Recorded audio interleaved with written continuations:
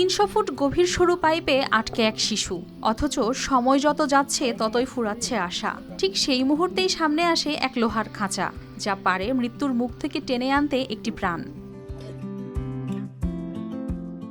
নাটোর সদর উপজেলার বড়বাড়িয়া গ্রামের কৃষক তারা মিয়ার প্রাতিষ্ঠানিক লেখাপড়া প্রাথমিক বিদ্যালয় পর্যন্ত হলেও এই প্রযুক্তি আবিষ্কারের বিষয়টি তার মাথায় এসেছে হাতের তালুবদ্ধ করা থেকে। তার পরিকল্পনা অনুযায়ী 10 থেকে 12 ইঞ্চি ব্যাসের এবং 200 থেকে 300 ফুট গভীর পাইপে পড়ে যাওয়া শিশুকে উদ্ধারে ব্যবহার হবে বিশেষভাবে তৈরি লোহার খাঁচা, যার নিচের দিকে থাকবে লকিং ব্যবস্থা। পাইপের মাপ অনুযায়ী খাঁচাটি নিচে নামিয়ে উপরের সুতা বা দড়িতে টান দিলে খাঁচার প্রস্থ ধীরে ধীরে ছোট হয়ে শিশুটির পা নিরাপদভাবে আটকে যাবে। এরপর আস্তে আস্তে উপরে টেনে তুললেই তাকে দ্রুত উদ্ধার করা সম্ভব।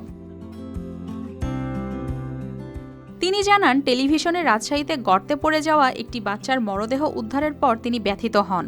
সেখান থেকেই বাস্তব অভিজ্ঞতা কাজে লাগিয়ে তৈরি করেন এই উদ্ধার যন্ত্র। তার মতে এটি তৈরিতে খরচ হতে পারে সর্বোচ্চ 7 লাখ টাকা, যাতে প্রয়োজন সরকারি সহায়তা।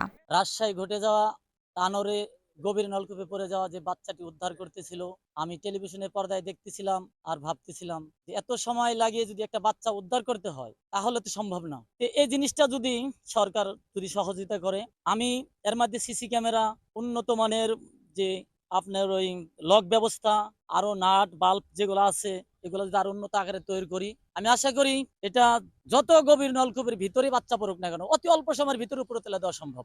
স্থানীয়দের মতে এই যন্ত্রে যদি ক্যামেরা ও আলোর ব্যবস্থা যুক্ত করা যায় তাহলে উদ্ধার কার্য হবে আরও দ্রুত ও নিরাপদ। এতে কমানো যাবে এমন দুর্ঘটনায় প্রাণহানি। সঠিক সহায়তা পেলে বাস্তব অভিযানে বড় ভূমিকা রাখতে পারে বলে মনে করছেন তারা। সেটা আমরা যে ঘটনাটা দেখছি, পাইপের ভিতরে একটা বাচ্চা পড়ে গিয়েছিল, পড়ে যায় বাচ্চাটার মৃত্যু হয়েছে। বাচ্চাটা তোলার জন্য অনেক চেষ্টা চালিয়ে গেছে, 72 ঘন্টা চেষ্টা করছে, বাচ্চাটা তুলতে পারে না, মৃত্যুদেহ উদ্ধার হয়েছে। সময়ের সঙ্গে পাল্লা দিয়ে জীবন বাঁচানোর লড়াইয়ে এক কৃষকের এমন উদ্ভাবন দেখাচ্ছে আশার আলো, যেখানে প্রযুক্তি নয়, মানবিক বুদ্ধিই হয়ে উঠেছে সবচেয়ে বড় শক্তি। News desk, RTV।